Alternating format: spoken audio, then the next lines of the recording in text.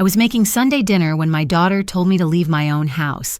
Pot roast in the oven, onions, carrots, that rich gravy smell filling the kitchen. I'd been cooking since noon, green beans on the stove, mashed potatoes keeping warm. I set the table for 5. Rachel was coming over with her husband Mark and the kids. Sunday dinner, like always. I heard her car in the driveway around 4, set down my wooden spoon, checked the roast one more time. Through the kitchen window, I watched Rachel get out. No kids, just her and Mark. That was strange. Emma and Noah never missed Sunday dinner. "Hi, Mom," Rachel said when I opened the door. Her voice was flat, cold almost. She didn't hug me. "Where are the kids?" I asked. "They stayed home." She walked past me. Mark followed, not making eye contact. They sat at the kitchen table. Didn't offer to help. Didn't comment on the food. Just sat there. I tried to make conversation during dinner. Asked about Emma's school, about Noah's soccer. Rachel gave one-word answers. Mark said nothing. The silence felt heavy, wrong. I kept thinking, what did I do? Why is she upset? After dinner, Rachel pushed her plate away, barely touched the food. "Actually, Mom," she said, "we need to talk." I started clearing dishes. "Okay, what's wrong?" She looked at Mark. He nodded. Rachel took a breath. "This house, it's not yours anymore." I stood there, holding a plate. "What?" "The deed. My name's on it now. I'm the owner." Her voice was steady, rehearsed maybe. "And I need you to start looking for somewhere else to live. I'm giving you until the end of the month." The plate slipped. I caught it, set it down carefully on the counter. "Rachel, this is my house. I've lived here 45 years. Your father and I—" "Check the deed if you don't believe me." She pulled out her phone, started scrolling. "I had it transferred 2 years ago. Remember? When we did that paperwork? The power of attorney stuff?" I remembered. October, 2 years ago. Rachel had brought papers, said it was routine, for my protection in case something happened to me. I'd signed. She'd gotten them notarized. I'd trusted her. "That was power of attorney," I said quietly. "You said it was power of attorney." "It was a quitclaim deed, Mom. The house is mine now." She stood up, looked at me across my own kitchen. My kitchen. The one where I'd taught her to make cookies, where we'd cried together when Jim died, where I'd packed her school lunches every morning for 12 years. "You're 72, Rachel continued. "You can't manage this place alone. It's too much for you. I'm doing what's best." "This is my home," I said. My voice was shaking now. "Rachel, this is my home." "Not anymore." She moved toward the doorway, stood there on the threshold, between my kitchen and my living room, in my house. "And honestly, Mom, you're not family. You're just someone who used to own this property. I need you out. Pack your things." She walked out. Mark followed. I heard the front door close, heard their car start, heard them drive away. I stood in the kitchen. The pot roast was still warm in the oven, the dinner I'd made, for my daughter. My hands were shaking. I looked around. At the blue curtains I'd sewn 15 years ago, at the scratches on the floor where Rachel's high chair used to be, at the window where I used to watch for Jim's car every evening, my house.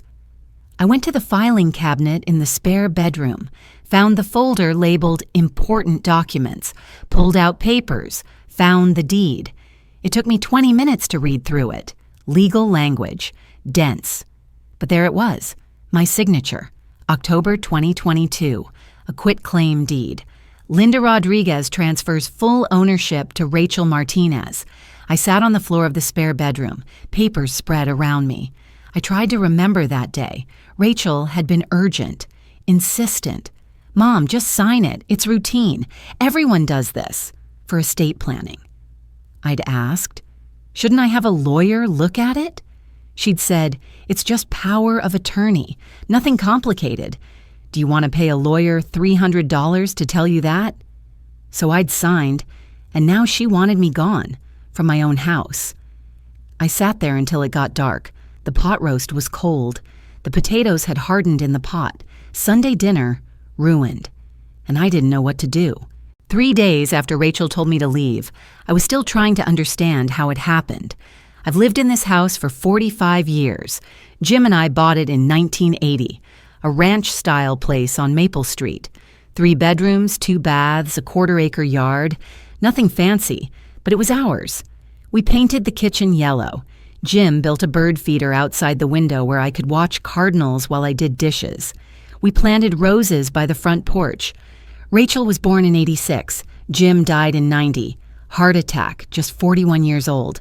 I was 38, suddenly a widow with a 4-year-old daughter and a mortgage. But I kept the house. Taught elementary school, made it work. This house was where I raised Rachel, alone.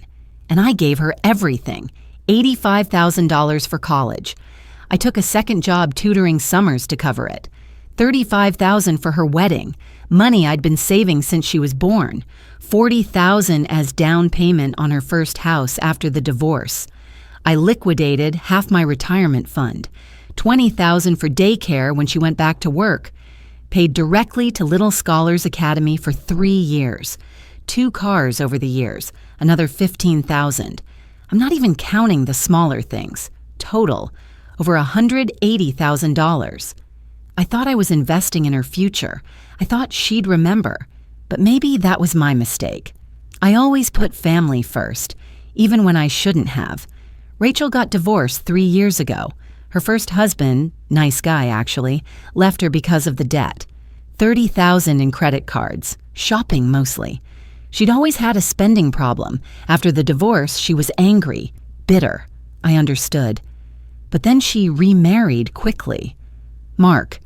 I met him twice before the wedding. He seemed fine. Steady job in sales, he said. But lately, Rachel had been different. Stressed, short-tempered, distant. The morning after that Sunday dinner, my neighbor Margaret came over. She's 68, retired nurse. We've been friends for 15 years. Garden club, book club, morning walks. She knocked on my door around 9 holding a casserole. I saw Rachel's car yesterday, Margaret said. Everything okay? I started to say yes. Then I just broke. Told her everything. The house, the deed. Rachel's words. You're not family. Margaret set down the casserole, pulled out a chair at my kitchen table, sat down heavily. Her hands went to her knitting. She always carried it in her purse, needed to keep her hands busy when she was upset. Linda, she said quietly, that's elder abuse. No, Rachel wouldn't. Financial exploitation. I saw it happen to my aunt. Her son did the same thing, convinced her to sign papers, took her house. Margaret's needles clicked together. My aunt waited too long to fight back. She lost everything. I made coffee. My hands were shaking. Margaret noticed but didn't say anything, just kept knitting. Do you remember when Rachel brought those papers? She asked. I did. 2 years ago, October. Rachel had shown up on a Tuesday afternoon. No warning. She'd been insistent, urgent even. Mom, we need to do this, Rachel had said. What if something happens to you? What if you have a stroke or dementia? I need to be able to handle things. Handle what things? I'd asked.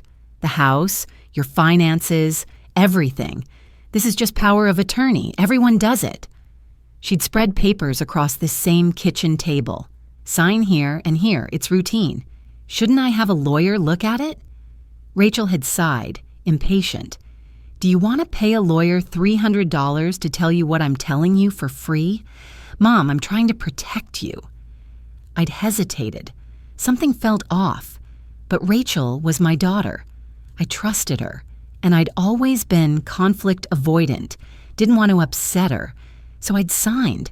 She'd gotten it notarized that afternoon. Her friend was a notary, apparently. Quick and easy. I should have questioned it, but I didn't. At your age, Margaret said gently, you'd think we'd know better, but family makes you stupid sometimes. That afternoon, Margaret mentioned something she'd heard at book club. One of the women, Karen, who knew Rachel's friend Amy, had said Rachel's new husband had a problem. Gambling. Bad, apparently. High stakes. Debts piling up. If that's true, Margaret said, Rachel might be desperate. That doesn't excuse it, but it might explain it. I thought about my grandchildren. Emma, 8 years old. Noah, 6. They used to come every Sunday. Emma and I would bake cookies. Chocolate chip, her favorite. Noah loved when I read to him. We'd sit on the couch in the living room and he'd lean against me while I read Where the Wild Things Are for the 100th time. But Rachel hadn't brought them for weeks now, maybe months. I'd asked about it. Rachel had made excuses. They're busy. They have activities. Maybe next week. Now I understood why. She'd been planning this. That night I couldn't sleep. I walked through the house, touched the door frame in the hallway. Jim had painted it blue when Rachel was 10. She'd wanted her room to look like the sky. Looked at the photos on the mantel. Rachel's baby picture, her high school graduation, my wedding photo, Jim and me, young and hopeful. This house remembered everything. Rachel's first steps in the living room, her crying when Jim died, Sunday dinners at this table, birthdays, Christmases, 45 years of life. And she wanted to take it. I went back to the kitchen, sat at the table, made coffee in Jim's old mug, blue with white flowers, a gift from 40 years ago. But the coffee tasted bitter that morning. I couldn't focus on my crossword puzzle. Just stared at the empty chair across from me. Outside, my roses were blooming, yellow ones by the mailbox, pink ones by the porch. But I hadn't watered them in 3 days. Margaret had noticed yesterday. She'd done it for me. Didn't say a word. Just watered my flowers and left. That's when Margaret came back. Early afternoon. She had something in her hand. Linda, she said, this is my lawyer friend's card, Susan Chen, elder law specialist. She set it on the table. Call her tomorrow. I looked at the card. Susan Chen, attorney at law, elder abuse and estate planning. I don't know if I can afford... Call her, Margaret said firmly. Just call her, see what she says. I stared at that card for a long time after Margaret left. Susan Chen, a lawyer. That meant this was serious, real. It meant fighting my own daughter. But what choice did I have? This was my house, the house where I'd raised her, where Jim and I had built a life, where I'd planned to grow old. I picked up the card, held it, and I thought, maybe I call her tomorrow. I called Susan Chen the next morning, left a message. She called back an hour later. Mrs. Rodriguez, this is Susan Chen. Margaret gave you my card? Yes, I think my daughter stole my house. Saying it out loud felt strange, unreal. Can you come in tomorrow, 10 a.m.? Her voice was calm, professional. Bring any documents you have, deed, paperwork, Rachel had you sign, bank statements. Okay, I wrote it down. Tomorrow, 10 a.m. After I hung up, I went to the spare bedroom, started going through the filing cabinet, looking for anything related to the house, old mortgage statements, property tax bills, insurance papers. That's when I found it. A manila folder, shoved between 2 other folders, not mine. I pulled it out. Inside, printouts from Zillow and Redfin. House value estimates, $400,000, $425,000.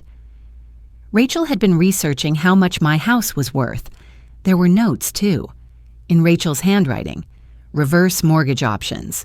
Home equity line of credit. Contact information for a loan officer. And at the bottom of one page, a sticky note. M says we need $50K by Oct or they'll come after the house. Mark, her husband. I sat down on the floor, read through everything twice.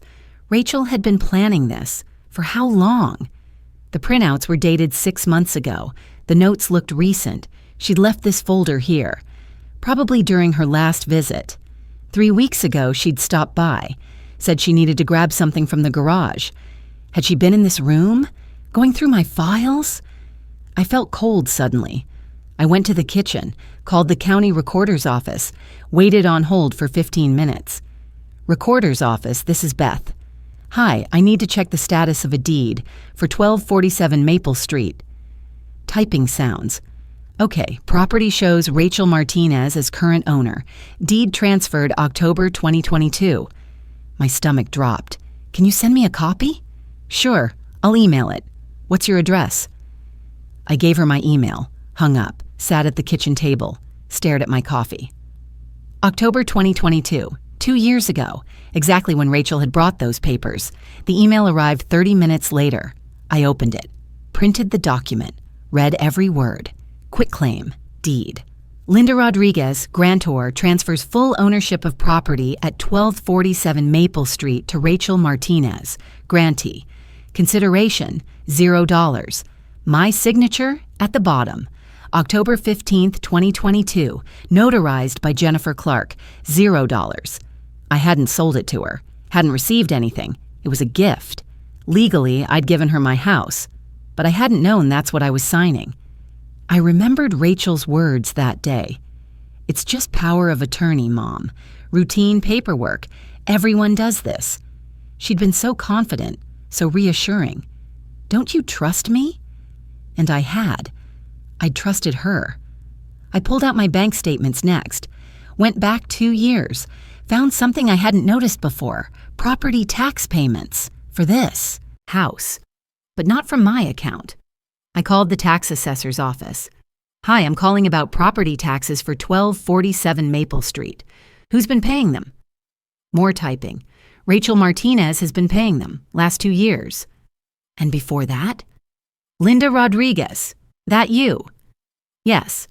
Yeah, you paid them for, looks like 43 years before that. I thanked her, hung up. Rachel had been paying property taxes, creating a paper trail, making it look like she owned the house, but I'd still been paying the mortgage, every month, same as always. The house wasn't even fully paid off yet. I had maybe $10,000 left, so Rachel claimed ownership, but I was still paying for it. That afternoon, I was looking up quitclaim deed fraud on my laptop when I heard a car in the driveway. I looked out the window. Rachel. I closed the browser quickly, stood up, went to the front door. Rachel walked in without knocking. Mom, have you started packing? Rachel, we need to talk about... There's nothing to talk about. I gave you until the end of the month. That's 3 weeks. She looked around. You haven't packed anything. This is my house. Not legally.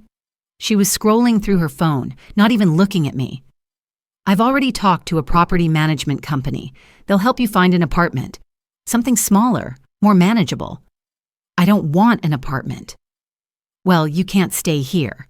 She finally looked up. Mom, why are you making this difficult? I'm trying to help you. By taking my house? By making sure you're taken care of. Her voice was sharp now. You're 72. You can't handle this place alone. What if you fall? What if something happens? I'm fine. For now. But what about next year? 5 years from now? She moved toward the door. Start packing. I mean it. She left. I stood there in my own living room, shaking. That evening, Margaret came over. Brought dinner, leftover chicken, she said. We ate in silence for a while. Did you call Susan? Margaret asked. Yes, I see her tomorrow.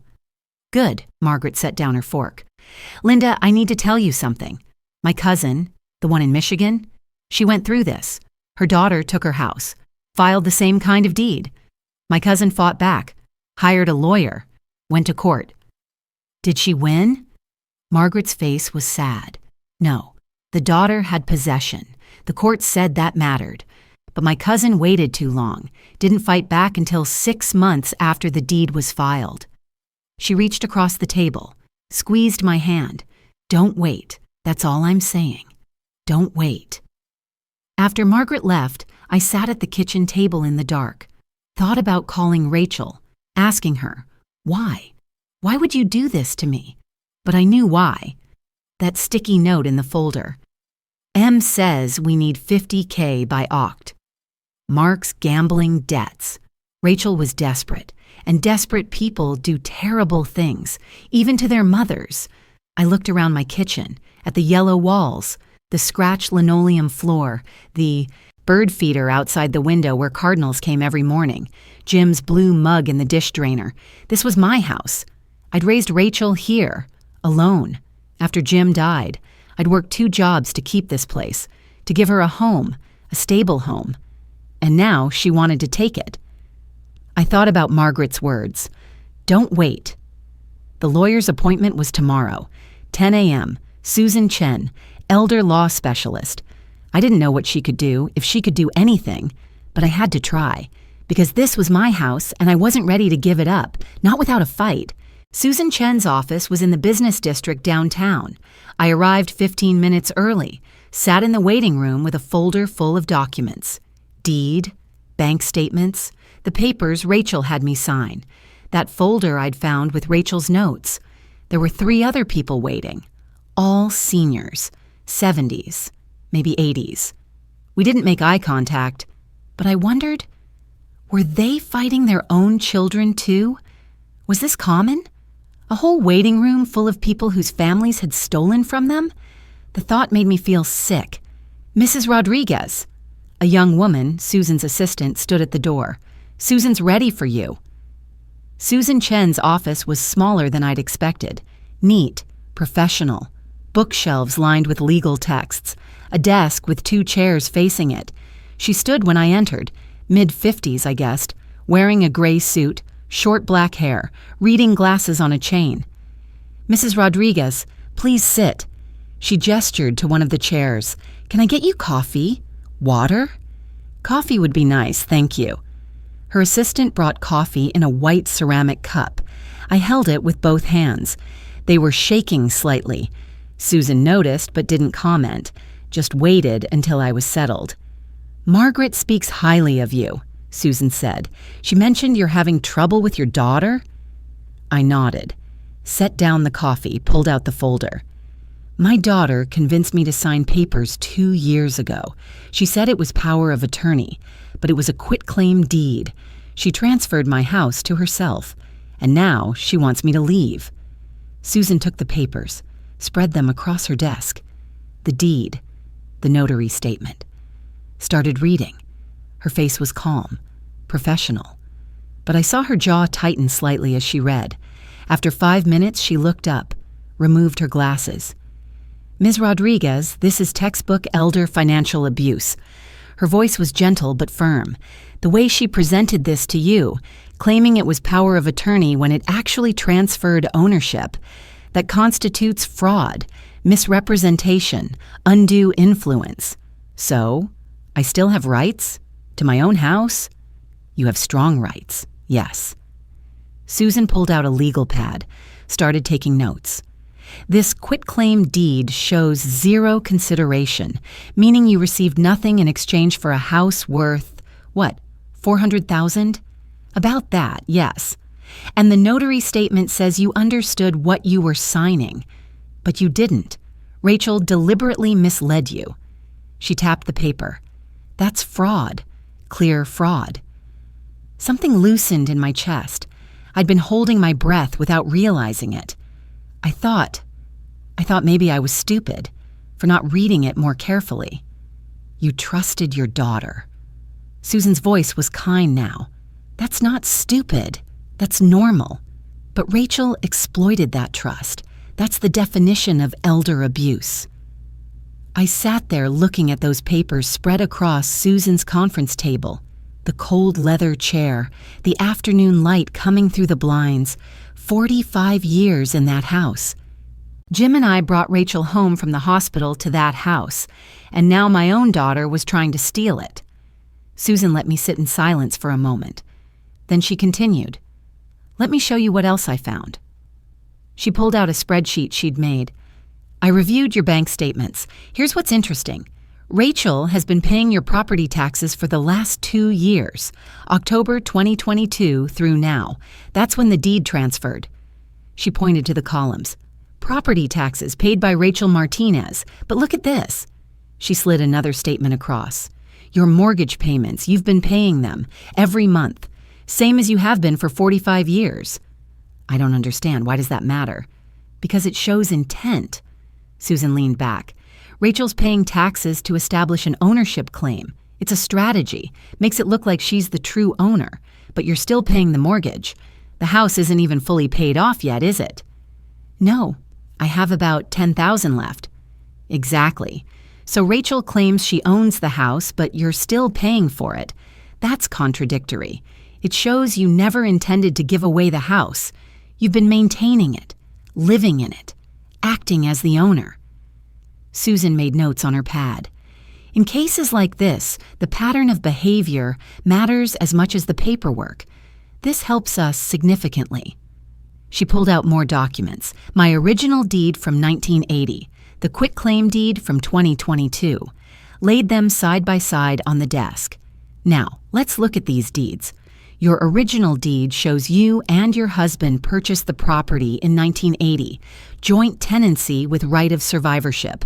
When Jim passed away in 90, you became the sole owner automatically. Clean title, no complications.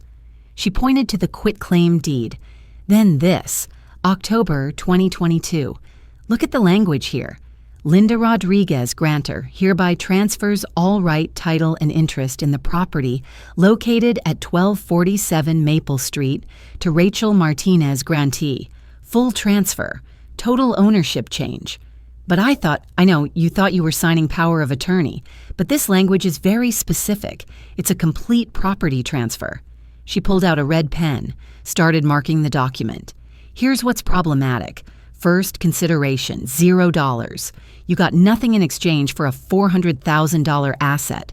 That's legally a gift. I didn't intend it as a gift. Exactly. Second problem, witnesses.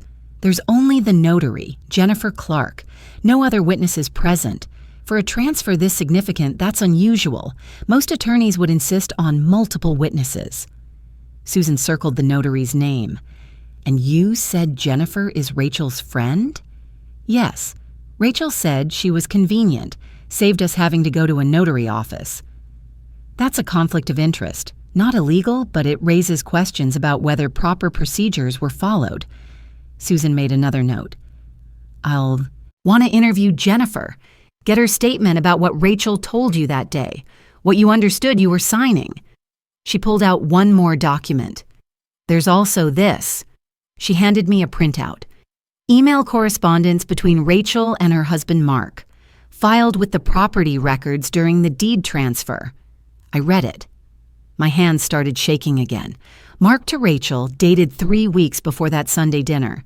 When can we refinance the house? We need that equity for the debts. Rachel to Mark. Soon, getting her out first. Getting her out first. Me, her mother. This shows premeditation, Susan said quietly.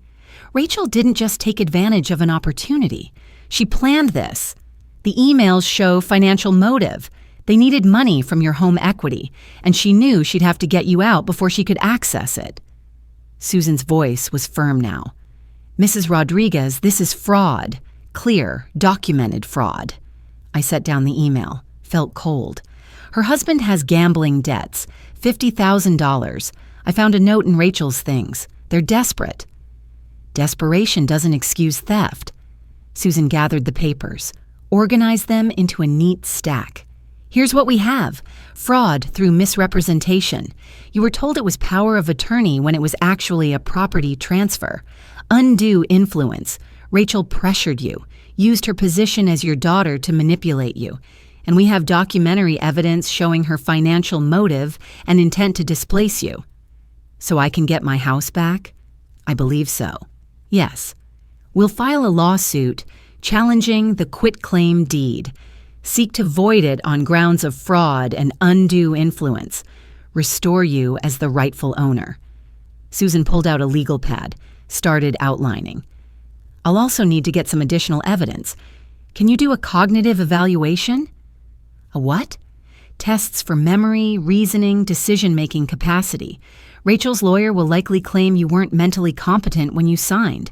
We need to prove you are, that you're fully capable of managing your own affairs. But I am.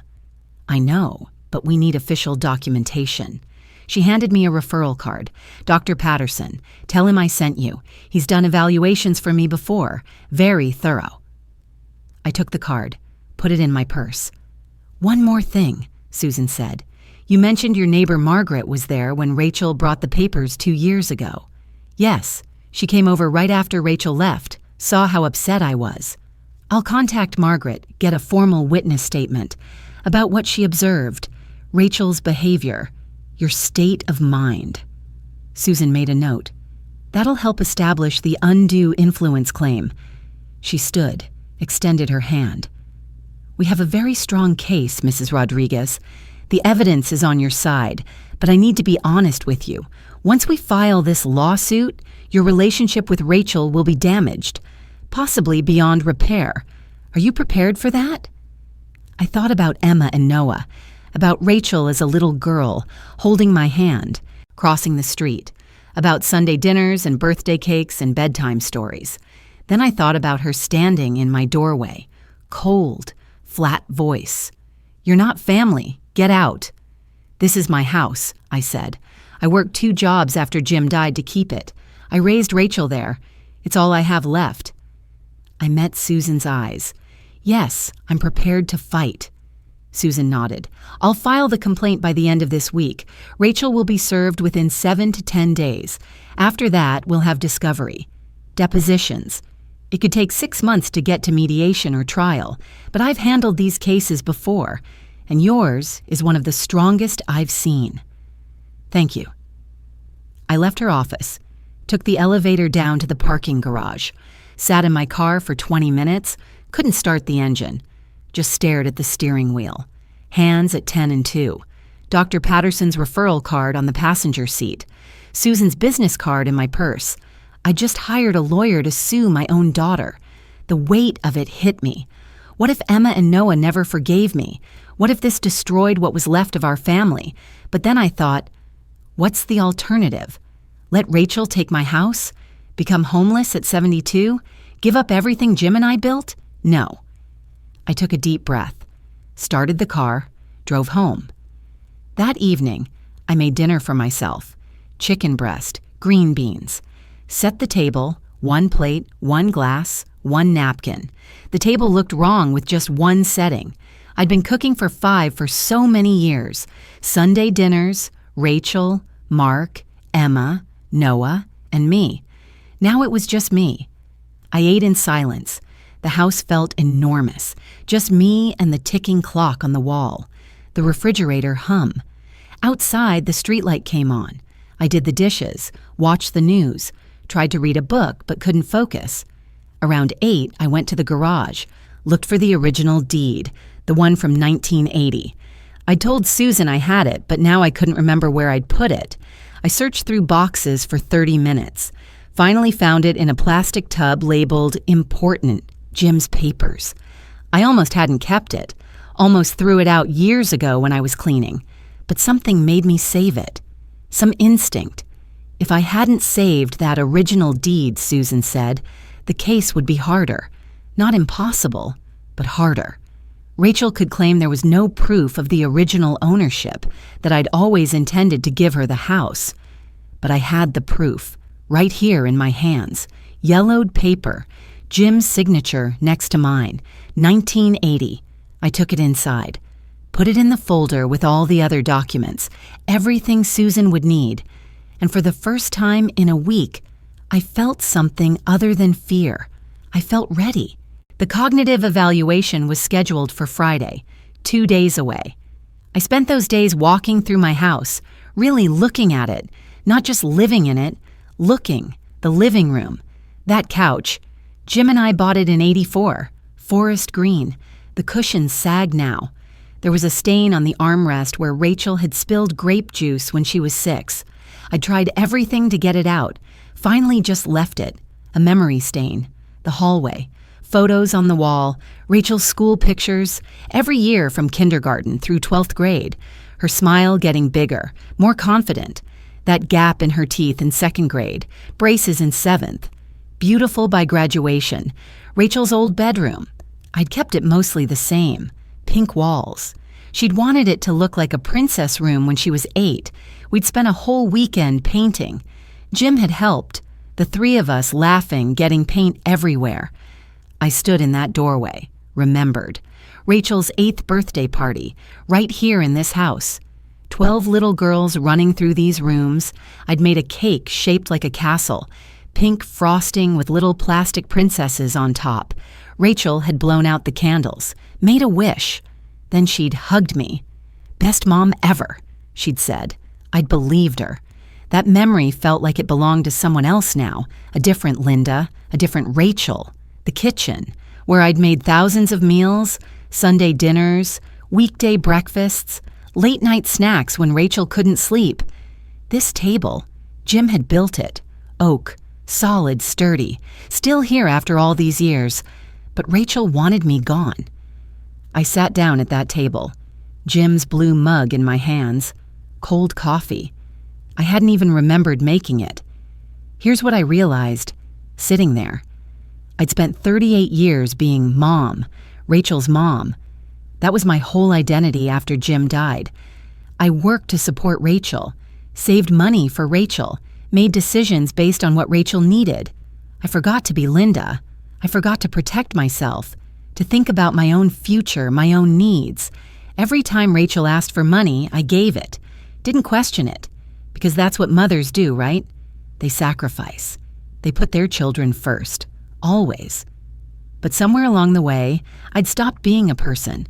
I'd become just a resource, a bank account, a house that could be refinanced. And Rachel had learned to see me that way too, not as her mother, not as a person with her own life, her own needs, just as someone who existed to give her things. That was partly my fault. I'd taught her that. By never saying no, by never putting myself first, by being too available, too giving, too willing to sacrifice. I should have set boundaries years ago, but I didn't, and now I was paying for it. I set down the mug, looked around my kitchen, at these yellow walls I'd painted 15 years ago, the bird feeder Jim had hung outside the window, the scratches on the floor from Rachel's high chair.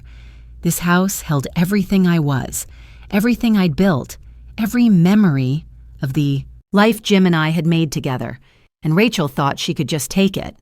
No. I stood up, felt something shift inside me. Not anger exactly, something calmer than that, clearer. This was my house. Jim and I bought it in 1980. We painted these walls, planted those roses, built that bird feeder, raised our daughter here. This house was part of me, and I wasn't giving it up, not without a fight. I picked up my phone, called a locksmith I'd found online. "Hi, I need to change all the locks on my house, today if possible." "We can come out this afternoon, around 2? "Perfect." Rachel had a key. She'd let herself in the other day, walked right in without knocking, because she thought the house was hers, but it wasn't. The locksmith arrived at 2:15, young guy, maybe 30, tool belt and friendly smile. "You're changing all the locks?" "Front door, back door, side door to the garage." I showed him around. All of them. "No problem. Take about an hour." I made coffee, sat at the kitchen table while he worked, listened to the sound of his drill, metal scraping, the old locks coming off, new ones going on. It felt good, like I was doing something, taking action instead of just waiting. When he finished the front door, he brought me the new keys, 3 of them on a ring. Brass, shiny, heavy in my hand. "Try it," he said. I walked to the front door, put the key in, turned it. The deadbolt slid into place with a solid click, secure, final. "Works great," I said. He did the back door next, then the side door. By 3:30, every lock in the house was new. He handed me all the keys, 9 total, 3 sets. "Keep 1 set somewhere safe," he said. "Maybe with a neighbor, just in case you lock yourself out." "I will, thank you." After he left, I stood at the front door, locked it, unlocked it, locked it again. The deadbolt clicked every time.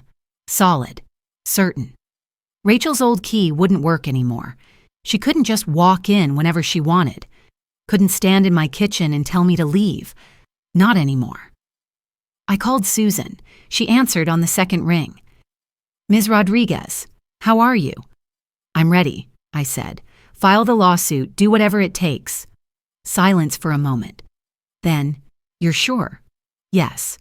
"Okay, I'll file the complaint Monday morning. Rachel will be served by the end of next week. Susan's voice was professional again, efficient. Are you prepared for her response? She's not going to be happy. I know. She might try to pressure you, threaten you, use the grandchildren against you.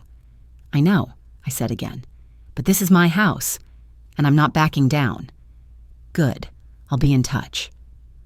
After I hung up, my phone rang again. My older sister, Jean. Linda? I heard from Carol. She said you hired a lawyer to sue Rachel. Carol, my younger sister. She and Rachel had always been close. Of course Rachel had called her. Yes, I hired a lawyer. Linda, are you sure about this? Rachel's your daughter. Can't you two work this out? Jean, she stole my house. She lied to me, manipulated me. And now she wants me to leave. But she's family. She told me I'm not family. My voice was steady, calm. She said that to my face. You're not family. Silence. Then Jean's voice quieter. She said that? Yes. Oh, Linda, I didn't know. Carol just said you two were fighting over the house. She made it sound like a misunderstanding. It's not a misunderstanding, it's fraud. The lawyer confirmed it. Another silence. Then, what can I do? Nothing. Just understand, I'm not doing this to hurt Rachel. I'm doing this because I have to protect myself. I understand. And Linda, I'm on your side. Whatever you need. Thank you. When we hung up, I felt lighter somehow. Jean believed me. That mattered. Carol called an hour later. Her voice was cold, accusing. Linda, what are you doing? Suing your own daughter? After everything she's done for you? Everything she's done for me? Carol, she stole my house. She was trying to help you. You're 72. You can't manage that place alone. I've been managing it alone for 34 years. Rachel said you're not thinking clearly, that you're confused. I'm not confused. My voice was sharp now. I know exactly what's happening. Rachel lied to me, took my house, and now she wants me out. Well, I think you're making a mistake. You're going to regret this. She hung up before I could respond. I stood there holding the phone. Carol had taken Rachel's side, without even hearing my story, without asking what happened. That hurt. More than I expected. But Jean believed me. Margaret believed me. Susan believed me. That would have to be enough. That night, I went to the bank, opened my safe deposit box, put the original deed inside, the one from 1980, Jim's signature next to mine, proof that this house was mine. I locked the box, put the key on my key ring with the new house keys. Then I went home, sat at the kitchen table in the dark. The house was quiet, just the clock ticking, the refrigerator hum. Outside, a car drove by. My house, my choice. For the first time in 3 weeks, I wasn't afraid. I was ready. The cognitive evaluation was harder than I expected. Not the tests themselves. Those were fine. Memory games, pattern recognition, math problems. But the reason I was there, sitting in Dr. Patterson's office proving I wasn't senile, proving my own daughter's claim was false. Dr. Patterson was in his 60s, kind face, patient. He explained each test before we started. This is just to establish baseline cognitive function, nothing to worry about. But I was worried. What if I failed? What if Rachel was right? What if I wasn't thinking clearly? The evaluation took 2 hours. When we finished, Dr. Patterson reviewed his notes. Mrs. Rodriguez, your cognitive function is excellent. Memory, reasoning, executive function, all within normal range for your age. Actually, above average in several areas. He smiled. You're sharper than most people half your age. Relief flooded through me. So there's no dementia? No confusion? None whatsoever. You're fully competent to manage your own affairs. He signed a form, handed it to me. I'll send the full report to your attorney. Thank you. I called Susan from the parking lot, told her the results. Excellent, Susan said. That undermines Rachel's counterclaim significantly. She filed papers last week claiming you're mentally incompetent. that you didn't understand what you were signing 2 years ago because of cognitive decline. She's claiming I have dementia? Yes, it's a common defense strategy in these cases, but with Dr. Patterson's evaluation, we can prove that's false. Susan paused. Linda, I need to prepare you. The discovery process is going to take months. Depositions, document requests, it's going to be invasive, stressful. Are you ready? Yes? Okay, I'll be in touch. The next 6 months were exhausting. Rachel's lawyer filed motion after motion, requested every financial document I'd ever had, bank statements going back 20 years, tax returns, medical records. They were building a case that I was incompetent, irresponsible, unable to manage my own life. My lawyer responded, requested Rachel's financial records, her emails, her text messages with Mark. We found more evidence of their desperation, credit card debt, gambling losses, threatening letters from creditors. Depositions were scheduled.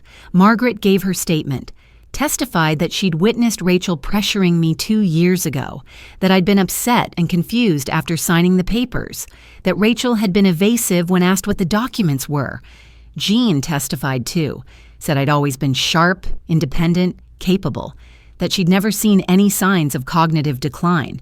Carol refused to testify, told Susan's paralegal she wanted no part of this family drama. That hurt, but I kept going. In March, 5 months after filing the lawsuit, Rachel showed up at my house. I saw her car pull into the driveway, didn't open the door. She knocked, rang the doorbell, knocked again, harder. Mom, I know you're in there. Open the door. I stood in the living room, silent, my new locks keeping her out. Mom! Rachel's voice was angry now. This is ridiculous. Just open the door so we can talk. I didn't move. After 10 minutes, she left. But she texted me an hour later. This doesn't have to be a war. Drop the lawsuit and we can work something out. I didn't respond. 2 weeks later, Susan called. Rachel's lawyer has proposed a settlement. Are you willing to hear it? What kind of settlement? Rachel keeps ownership of the house, but you can stay there as a tenant, month-to-month lease. She won't charge you rent. I sat down, thought about it. I could stay in my house, not have to move, not have to keep fighting. But if she keeps ownership, I said slowly, she could evict me any time, right? Yes, with 30 days notice. So I'd never feel safe. I'd always be wondering when she'd decide she needed the house, when she'd force me out. That's a risk, yes. Then no, I'm not agreeing to that. Are you sure? This could end the lawsuit, give you certainty. It gives me nothing. She'd own my house and I'd be at her mercy. I was surprised at how calm my voice was, how certain. No, I'm not settling. Susan was quiet for a moment. Okay, I'll inform her attorney. The rejection made Rachel angrier. She started calling, leaving voicemails. You're being unreasonable. You're going to lose everything.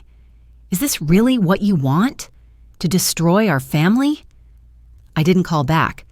Then, one Saturday afternoon in April, Rachel showed up again. But this time she brought Emma and Noah. I was in the garden, planting tomatoes, heard the car, looked up and saw them. The kids jumped out, started running toward me. Grandma! My heart broke. I hadn't seen them in 6 months. Emma was taller. Noah had lost another tooth.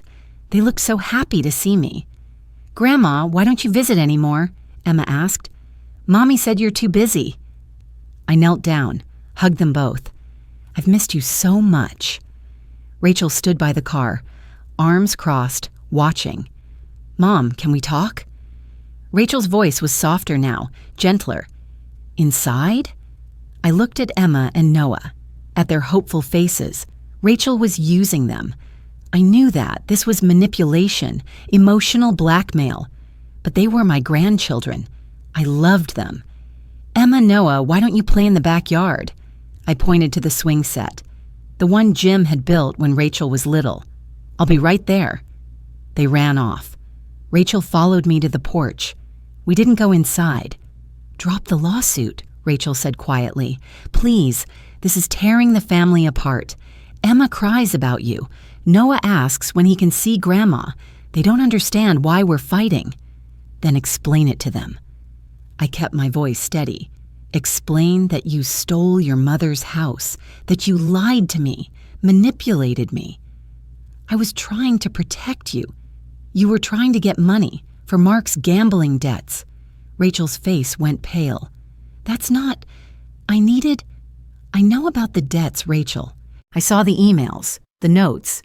You planned this. Mom, I was desperate. Mark's creditors were threatening us. I thought if I could refinance the house, get some equity out, I could pay them off. I thought you wouldn't mind. You don't need all that space anyway. So you decided to take it? Without asking? I was going to tell you, when? After you'd already refinanced?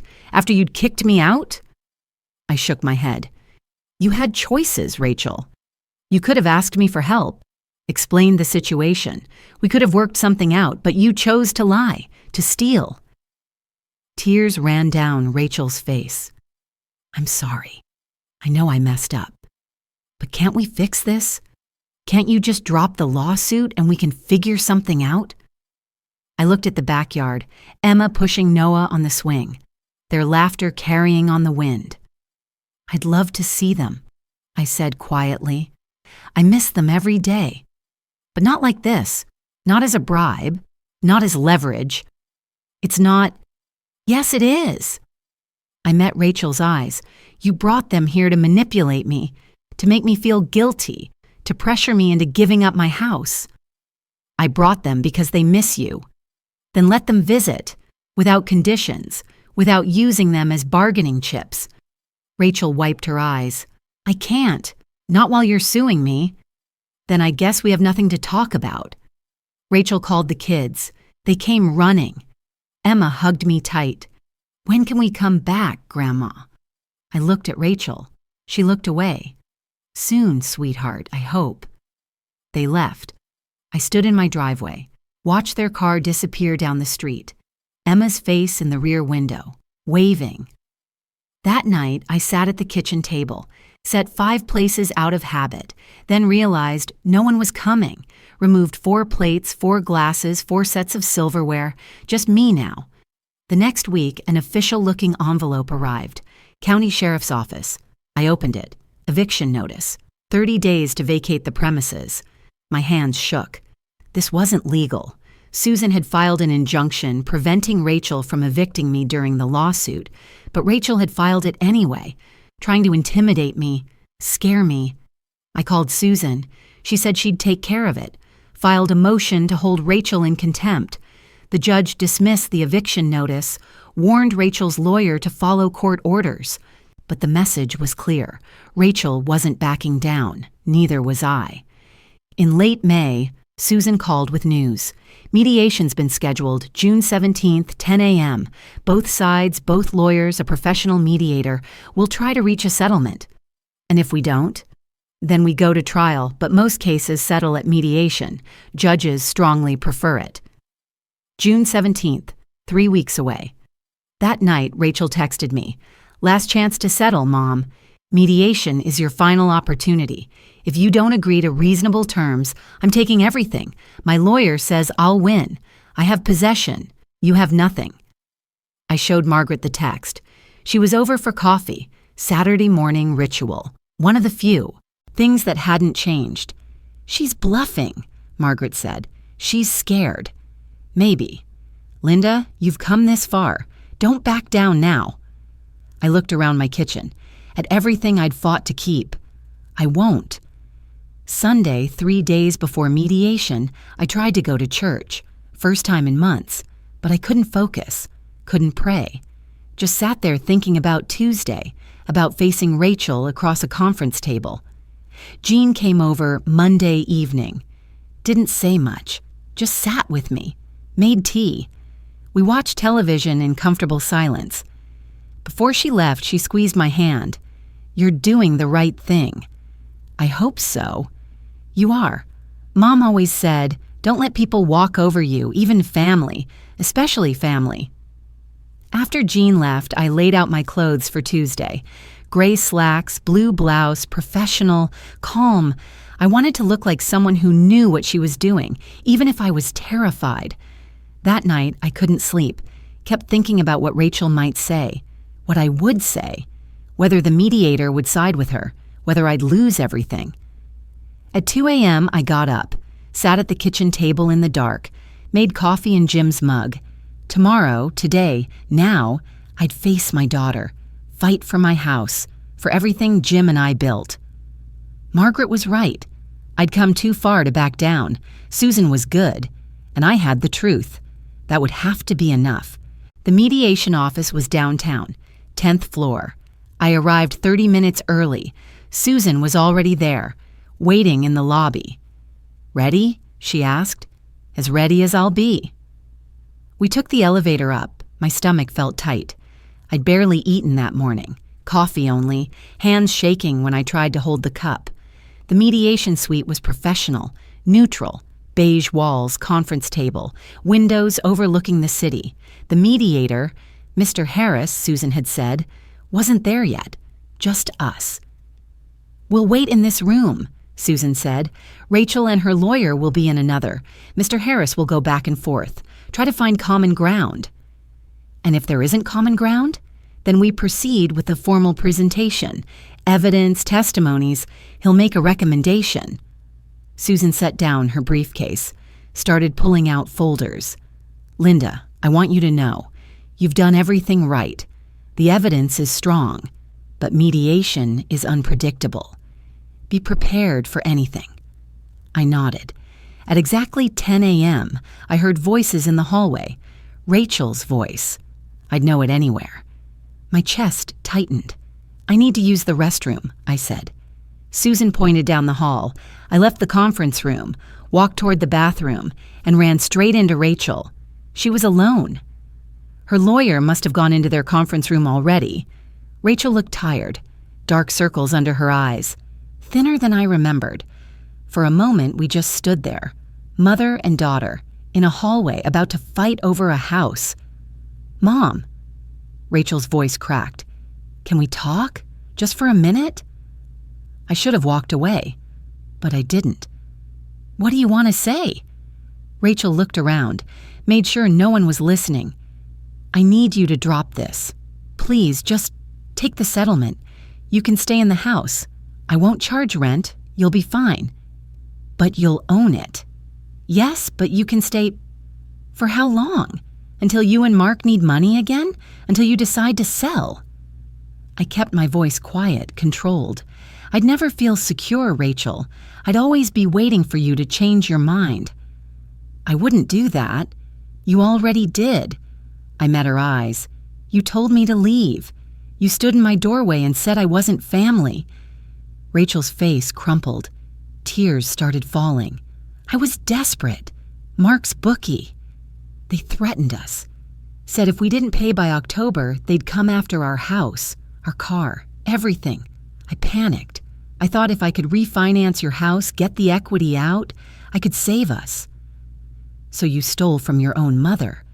I was going to explain. I was going to tell you. "When? After you'd already refinanced? After you'd kicked me out?" "I don't know. I wasn't thinking clearly." Rachel wiped her eyes. "Mom, I know I messed up. I know what I did was wrong. But I'm asking you now. Please. Can we fix this? Can't we work something out without lawyers? Without destroying what's left of our family?" Part of me wanted to say yes. Wanted to hug her. Tell her it was okay. That we'd figure it out. But I thought about Jim. About everything we'd built. About Rachel standing in my kitchen, cold and flat, telling me I wasn't family. "You had choices," I said quietly. "You could have come to me, explained that Mark had gambling debts, asked for help. I would have helped you. We could have figured something out together. But you didn't. You chose to lie, to manipulate, to steal. I was scared. So was I, when you told me to leave my own house." My voice was steady, calm. "Rachel, I love you. You're my daughter. But what you did..." I can't just forgive that and move on, not without consequences. What consequences? You want to punish me? I want my house back, that's all. The house your father and I bought. The house where I raised you, where I planned to grow old. I took a breath. That's not punishment. That's justice. Rachel stared at me. You've really changed. No, I've just stopped letting you walk over me. I walked past her, went to the bathroom, stood at the sink, hands gripping the counter, breathing slowly. When I came back, Rachel was gone. Susan was in the conference room. Margaret had arrived too. She squeezed my hand. You okay? I'm okay. Mr. Harris entered at 10:15, mid-60s, gray suit, calm demeanor. Good morning, everyone. I'm David Harris. I'll be mediating today. He sat at the head of the table, opened a folder. I've reviewed the case files from both parties. This is a property dispute between Linda Rodriguez and her daughter, Rachel Martinez. Is that correct? Yes, Susan said. Let's begin. Mrs. Rodriguez, can you explain in your own words what happened? I told my story. How Rachel brought papers 2 years ago, said it was power of attorney. How I trusted her, signed without reading carefully. How she showed up at Sunday dinner and told me the house was hers, that I needed to leave. Mr. Harris listened, took notes. And you claim you didn't understand you were transferring ownership? That's correct. I thought it was power of attorney. Rachel told me it was routine paperwork. Thank you. Mr. Harris stood. I'm going to speak with Ms. Martinez now. I'll be back. He left. Susan leaned over. You did well, clear, straightforward. 20 minutes later, Mr. Harris returned. Both parties are willing to proceed with formal mediation. We'll hear evidence from each side, then try to reach a settlement. He looked at Susan. Ms. Chen, you may present your case. Susan stood, walked to the front of the room. She'd brought a whiteboard, started writing. Your Honor, this case involves elder financial abuse, specifically fraud through misrepresentation, undue influence and exploitation of a trusting parent-child relationship. She turned to face Mr. Harris. I'll present 5 pieces of evidence, then we'll hear testimony from 2 witnesses. She pulled out the first document, the quitclaim deed, placed it on the table in front of Mr. Harris. Evidence 1, the quitclaim deed. October 15th, 2022, Linda. Rodriguez transfers full ownership to Rachel Martinez. Consideration, $0, meaning Mrs. Rodriguez received nothing in exchange for a house worth $400,000. Susan pointed to the language. The deed says Mrs. Rodriguez understood the transfer, but she didn't. Rachel told her this was power of attorney. That's misrepresentation, fraud. Mr. Harris examined the document. Continue. Evidence 2, bank records. Susan laid out statements. For the past 2 years, Rachel has been paying property taxes. She's trying to establish an ownership claim. But look at these. She laid out different statements. Mrs. Rodriguez has been paying the mortgage every month for 45 years, including the 2 years since the deed transfer. Why does that matter? Because it shows Mrs. Rodriguez never intended to give away the house. She's been maintaining it, living in it, paying for it, acting as the owner. That contradicts Rachel's claim that this was a voluntary gift. Mr. Harris made notes. Evidence 3?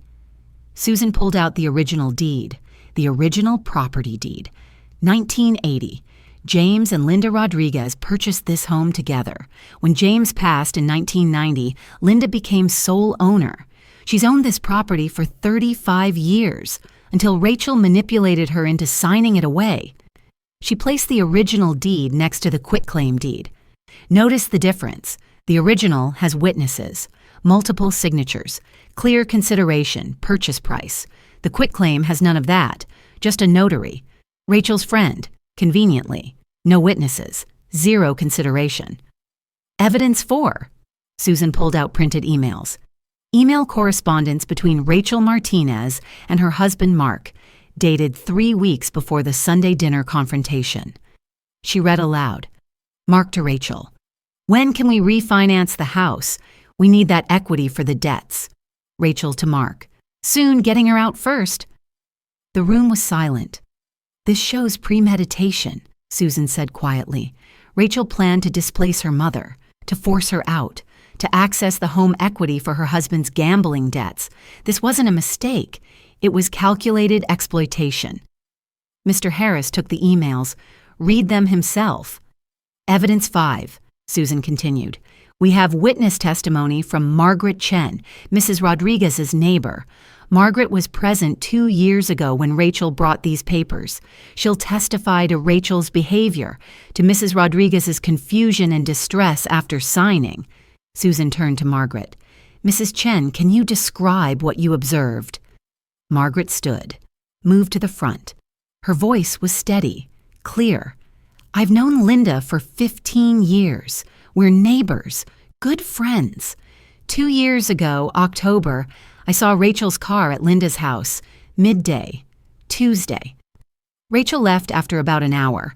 I went over to check on Linda. She was upset, confused, crying, actually. She showed me the papers Rachel had brought. Said Rachel told her it was power of attorney. But Linda felt wrong about it. Something seemed off. She kept saying, "Did I do the right thing?" What did you tell her? Mr. Harris asked. I told her if she wasn't sure, she should call a lawyer, have them review the documents, but Rachel had already gotten them notarized. It was done. Margaret looked at Rachel, who sat across the room with her lawyer. I saw Rachel over the next few months. She was evasive when I asked about the papers, changed the subject. That struck me as suspicious. Thank you, Mrs. Chen. Susan gestured for Margaret to sit. Then Susan turned to me. Mrs. Rodriguez, would you like to testify? I stood, walked to the front. My legs felt weak, but my voice was steady. My name is Linda Rodriguez. I'm 72 years old. I've lived at 1247 Maple Street for 45 years. My husband Jim and I bought that house in 1980. We raised our daughter Rachel there. Jim died when Rachel was 10. Heart attack. I raised her alone after that. Worked 2 jobs, made sacrifices, gave her everything I could. I paused, took a breath. 2 years ago, Rachel brought papers, said they were power of attorney documents. For my protection, she said, in case something happened to me. She said it was routine, that everyone does it. I asked if I should have a lawyer review them. She said no, said it would cost money for something simple. She was insistent. Urgent, even. I trusted her. She's my daughter. So I signed. Did you understand you were transferring ownership of your home? Mr. Harris asked. No, I thought I was signing power of attorney. Medical decisions, financial management if I became incapacitated. Nothing about ownership. Nothing about giving away my house. My voice was firm now. Clear. Rachel never told me what those papers actually did. She misrepresented them. Deliberately. Why do you believe it was deliberate? Because of what happened next. I gestured to the emails Susan had shown. Rachel and her husband needed money for his gambling debts. They planned to refinance my house, but they couldn't do that with me living there. So she came to Sunday dinner and told me to leave, told me the house was hers now, told me I wasn't family. I felt my throat tighten, pushed through it. I've given Rachel nearly $200,000 over her lifetime. College, wedding, down payment on her first house, daycare for her children, cars. I never asked for anything back. I did it because I loved her, because that's what mothers do. I looked directly at Rachel, but she repaid me by stealing my home, the home where her father and I built our life, where I raised her, where I planned to grow old. Thank you, Mrs. Rodriguez. I sat down. Susan put a hand on my shoulder briefly. Supportive. Mr. Harris reviewed his notes. I'd like to hear from Ms. Martinez now. He looked across the room. Ms. Martinez. Rachel's lawyer leaned over, whispered something. Rachel shook her head. Then she stood. I didn't mean for it to happen like this. Her voice was small, shaking. Mark's creditors were threatening us. We owed $50,000. They said if we didn't pay, they'd take our house, our car. I panicked. I thought if I could get the equity from Mom's house, I could pay them off, save us. Did you tell your mother it was power of attorney when it was actually a property transfer? Mr. Harris asked. Rachel hesitated. Yes, I told her that. Why? Because I knew she wouldn't sign otherwise. She would have said no, asked questions, maybe hired a lawyer. I needed her to sign quickly. Rachel's voice broke. I know it was wrong. I know I hurt her. But I was desperate. I wasn't thinking clearly. Desperation doesn't excuse fraud, Mr. Harris said quietly. Susan stood, walked to the center of the room. She was holding the property deed, the quitclaim from 2022. She placed it carefully on the table in front of Mr. Harris, right in the center, where everyone could see it. This is what this case is about. Susan's voice was clear, firm. This piece of paper, Rachel Martinez convinced her mother to sign it under false pretenses, used her position as Linda's daughter to manipulate her, then tried to force her from her own home. Everyone stared at that document, the deed. Rachel's eyes were on it too. The mediator, Margaret, me. Susan pointed to the signature line, to the date, to the notary statement. Linda Rodriguez has lived in that house for 45 years. She's paid the mortgage every month, maintained the property. It's her home, not Rachel's. And this deed, she tapped the paper, was obtained through fraud. Silence in the room, heavy, final. My client has proved her case, Susan said. Fraud, undue influence, elder financial abuse. Rachel Martinez should return the property to its rightful owner, immediately. Mr. Harris looked at Rachel's lawyer. Do you have any response?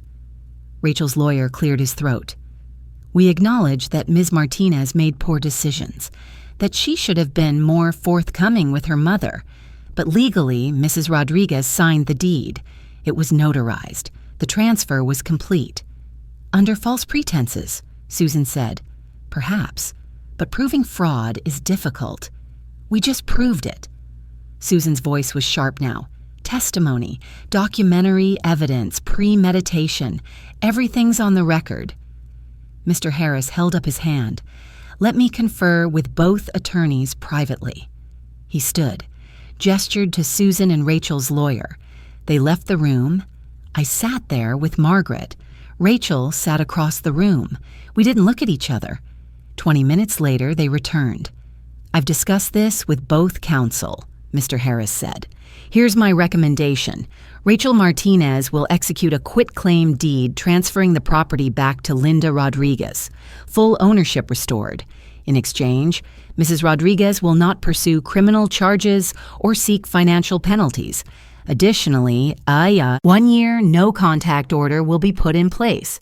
Ms. Martinez is not to contact Mrs. Rodriguez, visit the property, or attempt communication through third parties. That's agreeable to my client, Susan said. Rachel's lawyer leaned over, whispered to Rachel. She nodded, tears streaming down her face.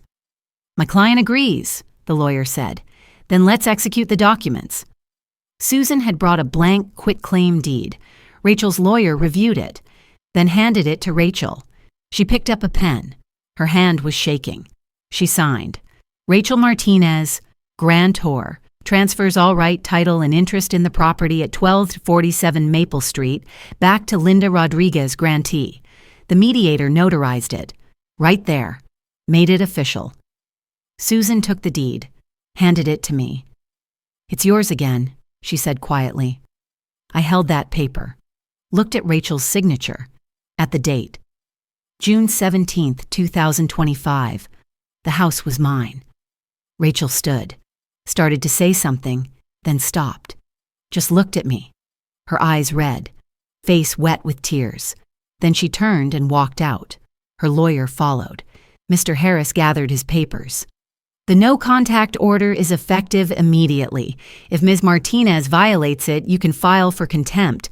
The property transfer will be recorded with the county by end of business today. Thank you. Susan said. When they left, it was just me, Susan, and Margaret. You did it, Margaret said. You got your house back. Yes, but I didn't feel triumphant, just tired. Relieved, maybe, but mostly tired. When the mediator read the settlement terms, I didn't feel triumphant, just tired. Relieved, but mostly tired. Susan packed up her briefcase. I'll make sure the deed is recorded today. Call you when it's done. Okay.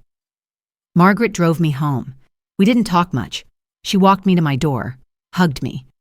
You did the right thing, she said. I know.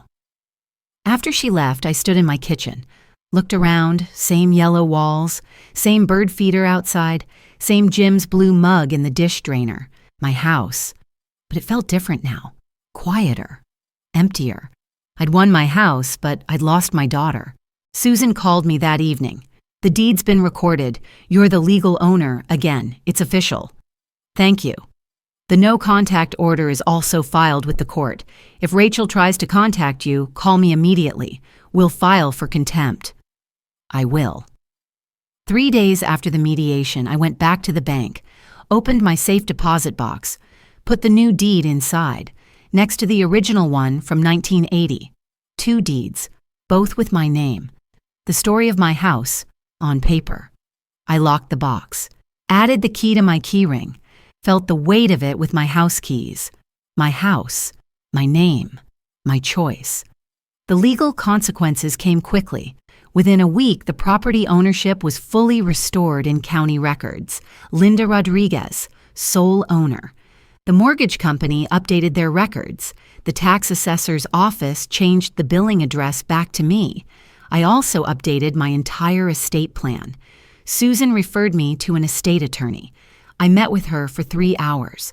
We drafted a new will, a living trust, updated power of attorney documents, healthcare directives, everything. The trust protects the house now. If something happens to me, it goes to Emma and Noah, not Rachel. They'll inherit when they turn 25. Until then, Jean is the trustee. She'll make sure it's handled properly. You're protecting yourself now, the estate attorney said. That's smart.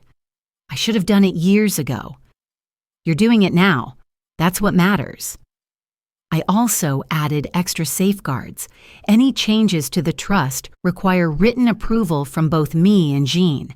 Any property transfers require notarization and 2 independent witnesses. No one can manipulate me into signing papers again. The no contact order was harder. It meant Rachel couldn't call, couldn't text, couldn't show up at my house. For a whole year, we'd have no communication. That hurt. More than I expected. But it was necessary. I needed boundaries. Clear, legal boundaries. Margaret came over the Saturday after mediation, brought groceries, started putting them away without asking. You doing okay? She asked. I'm okay. She made tea. We sat at the kitchen table, her usual spot now, where Rachel used to sit. Linda, I need to tell you something. Margaret set down her cup. I'm proud of you. What you did, standing up to Rachel, fighting for your home, that took courage. Real courage. I didn't feel courageous. I felt terrified most of the time.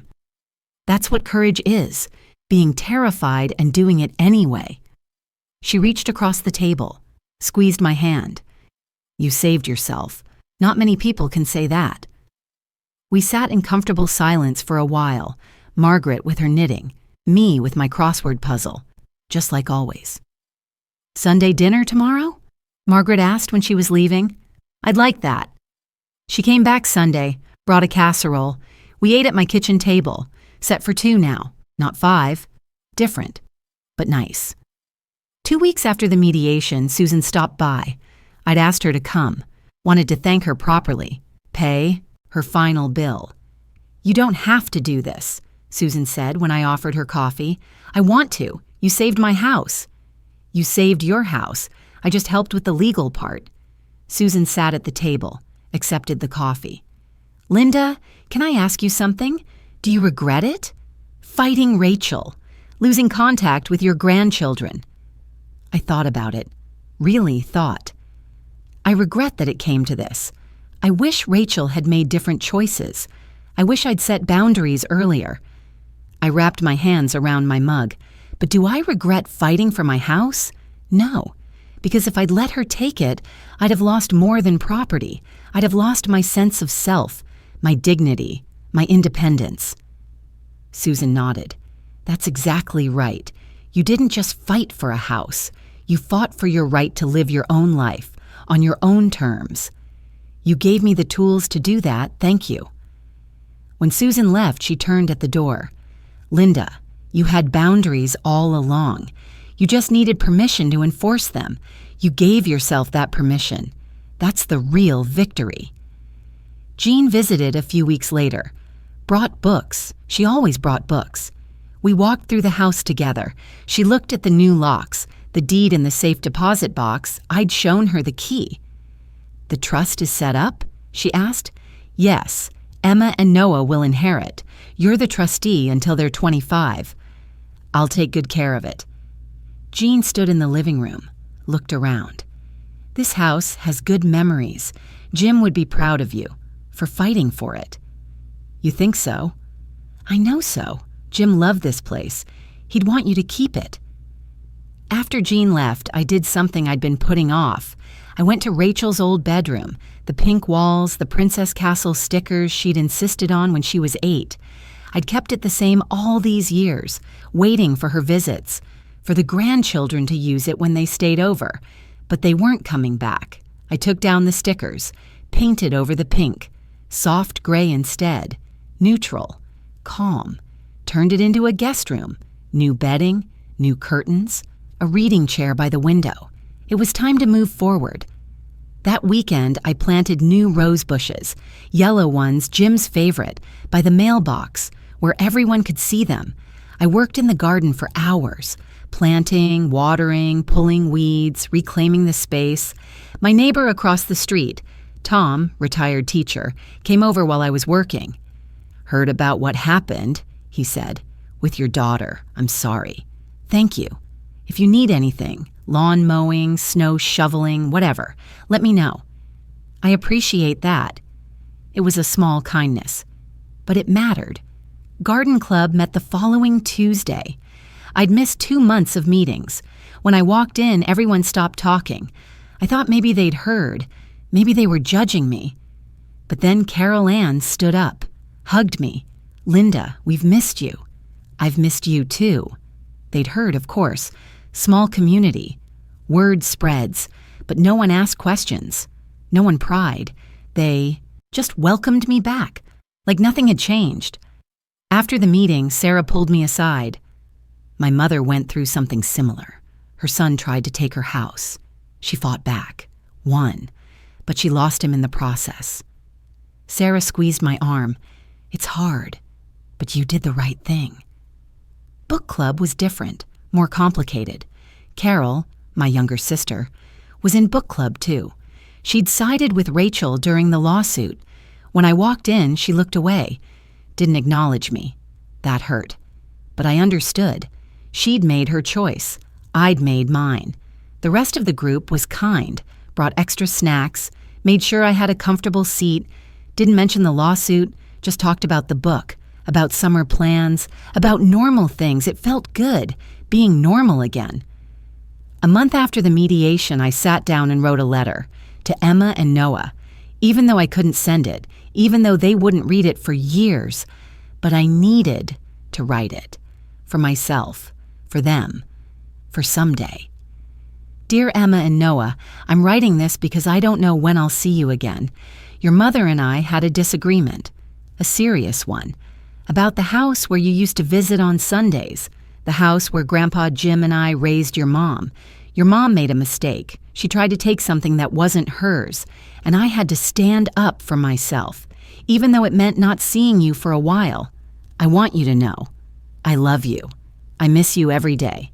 I think about you when I see the swing set in the backyard, when I pass the cookie jar where we used to hide chocolate chips, when I set the table and remember your favorite seats. But I also want you to know something important. Sometimes loving someone means setting boundaries. It means saying no, even to family, even when it hurts. I hope someday you'll understand, that you'll know I didn't do this to hurt you, or even to hurt your mother. I did it to protect myself, to keep my independence, to stay in control of my own life. This house will be yours when you're older. The trust is set up. Your Aunt Jean will make sure of it. When you're ready, it'll be here, waiting for you. I hope you'll have good memories of this place, of Sunday dinners, of your Grandpa Jim's bird feeder, of the yellow roses by the mailbox. I love you both, always. Grandma Linda. I folded the letter, put it in an envelope, filed it with the estate documents. Someday maybe they'd read it. That evening I sat in the living room, looking at photos on the mantel. Jim and me on our wedding day, Rachel as a baby, Emma and Noah at the beach last summer. I left Rachel's photo there, and the kids' photos, because they were still part of my story, even if they weren't part of my present. I rehung family pictures I'd taken down months ago, me and Jean as children, my parents, Jim's parents, reminders that family isn't just Rachel, that I have history, roots, people who loved me. Late that night, I walked through my house, room by room, touching door frames, looking at familiar things. The couch Jim and I bought in '84. The coffee table Rachel accidentally scratched with her roller skates. The window where Cardinals still came every morning. My house, every corner, every memory. Sunday dinners were different now. Margaret came every week. Sometimes Jean drove up. Once, Sarah from Garden Club joined us. We ate, talked, laughed sometimes. It wasn't what I'd planned, wasn't the family dinners I'd imagined for my 70s, but it was something. A new tradition, a different kind of family. 3 months after the mediation, I was cleaning out the spare closet. Found a box of Rachel's old things, baby clothes, elementary school drawings, report cards, a Mother's Day card from 3rd grade, best mom in the world. I sat on the floor, held that card, cried for the first time since the lawsuit ended, not for the house, not for the legal battle, for my daughter, for what we'd lost, for what we'd probably never get back. But then I stood up, put the box away, wiped my eyes, and I moved forward. Because that's all I could do. It's been 8 months since the mediation. I'm sitting at my kitchen table, morning coffee in Jim's blue mug. The house is quiet, just me and the clock ticking on the wall. Cardinals at the bird feeder outside, a crossword puzzle half finished in front of me. My house, still mine. The property deed is in the safe deposit box at the bank, filed properly, legal, permanent. Rachel's name removed from all county records. Linda Rodriguez, sole owner, again. The no contact order is still in effect. 4 more months to go. Rachel hasn't tried to contact me. My lawyer says she could request modification after the year is up, but so far, nothing. I don't know if she will. I don't know if I want her to. Life has settled into new rhythms. Margaret comes over every Sunday. We make dinner together now. She brings the vegetables. I handle the main dish. We eat at the kitchen table, set for 2. Sometimes Jean drives up and joins us. 3 plates then, different faces around my table, but still family, just a different kind. Garden Club meets every Tuesday, book club every other Thursday. I volunteer at the senior center on Wednesdays. My calendar is full, not empty like I'd feared, but I miss them. Emma and Noah, terribly. I have photos of them on the mantel. Emma blowing out birthday candles, Noah on the swing set Jim built. I look at those photos every day, wonder how much they've grown, whether they still remember me, whether Rachel tells them anything about what happened. That's the price I paid for protecting myself, for keeping my house, my independence. And it's the hardest part. Some days I think about calling Rachel, asking about the kids, seeing if we can work something out. Supervised visits, maybe. Neutral territory. But then I remember her standing in my doorway. "You're not family. Get out." And I remember why I fought. Not just for a house, for my dignity, my right to live my own life, on my own terms. I couldn't let her take that from me. Once a month, I go to the senior center, not just to volunteer, but to speak. There's a program now, Elder Financial Abuse Education. I tell my story, not using Rachel's name, just explaining how it happens, how easy it is to trust family, how quickly you can lose everything. My daughter convinced me to sign papers, I tell the group. Small room, maybe 15 people, all seniors, all listening carefully. She said it was power of attorney, but it was a quitclaim deed. She transferred my house to herself, and I didn't know until she told me to leave. They ask questions. How did you get it back? What should we watch for? Can this really happen? And I tell them, get everything reviewed by your own attorney, not your child's friend, not someone your family recommends, your own lawyer, independent, objective. Don't sign papers under pressure. Take your time, read everything, ask questions, keep copies of important documents, original deeds, wills, trust papers, in a safe place, not where family can access them. And most important, it's okay to say no, even to your children, especially to your children. If my story helps even one person avoid what I went through, I tell them, then maybe it wasn't meaningless. After the sessions, people come up to me, share their own stories, their fears, their regrets. We're not alone. This happens more than anyone admits, and that's why I keep talking about it. My estate is protected now. The trust is in place. Emma and Noah will inherit when they turn 25. Jean will make sure it's handled properly. No one can manipulate me into changing it. The safeguards are ironclad. I'm protecting myself now. I wish I'd done it sooner. Wish I'd set boundaries years ago. Wish I'd said no sometimes instead of always saying yes. But I'm doing it now. And that has to be enough. I'm telling you this because it can happen to anyone. I wasn't naive. I wasn't senile. I was a mother who trusted her daughter, and she used that trust against me. Have your own attorney review anything related to property or finances, even if, especially if, it's your child asking you to sign. Don't let anyone pressure you. Don't sign because you're afraid of seeming difficult or untrusting.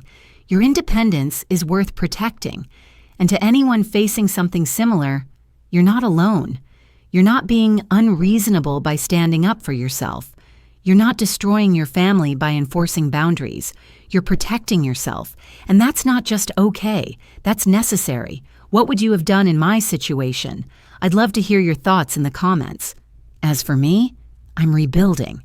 It's not the life I planned. I thought my golden years would include Sunday dinners with Rachel and the grandkids, birthdays, holidays, all of us together. But that's not how it turned out. So I'm making a different life. Garden club, book club, volunteering, Margaret's friendship, Jean's visits, my house, my independence, my peace. It's not perfect. I still miss Emma and Noah every day. I still have moments where I look at Rachel's old photos and feel my heart break. But I'm here. I'm standing. I'm in my own home, making my own decisions, living my own life. And nobody's going to take advantage of me again. Some days, I still can't believe it happened. My own daughter tried to take my home. The home where Jim and I built our life, where we raised her. But I'm here, in my kitchen, with my coffee, my crossword puzzle, my quiet morning, my house, my choice, my life. And that counts for something.